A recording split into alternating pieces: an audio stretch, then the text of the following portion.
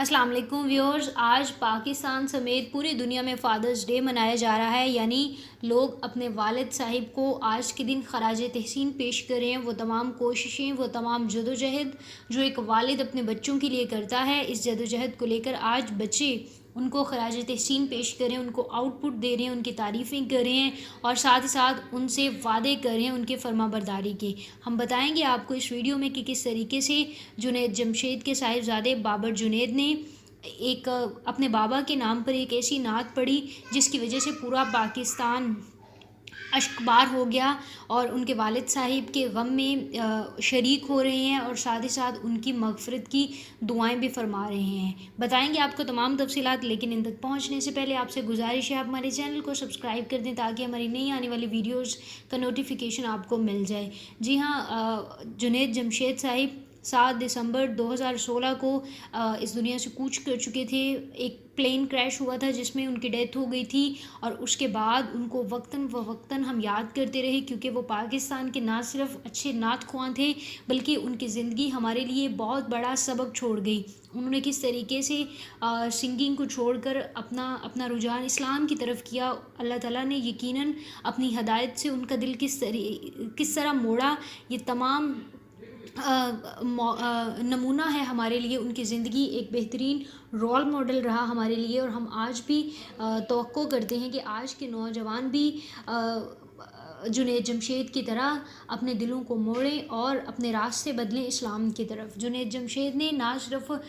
پاکستان کے نوجوانوں بلکہ پوری دنیا کے مسلمان کے نوجوانوں کو یہ سبق دیا، ان کے لیے ایک نصیحت چھوڑی کہ اسلام میں ہی بلندی ہے اور دین میں ہی انسان کی کامیابی ہے۔ یہ بڑا اچھا سبق دیا انہوں نے اپنی زندگی سے، لیکن وہ بہت جلدی ہم سب سے رخصت ہو گئے اور انہی کو آج یاد کرتے ہوئے، جیسے کہ آج فادرز ڈے ہے، ان کے بیٹے بابر جنید نے میرے بابا یہ اس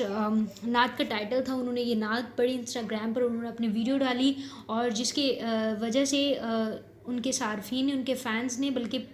پورے پاکستان نے ان کی اس نعت میں جنید جمشید صاحب کو یاد کیا اور ان کی مغفرت کی دعائیں بھی فرمائیں۔ ساتھ ہی ساتھ انہوں نے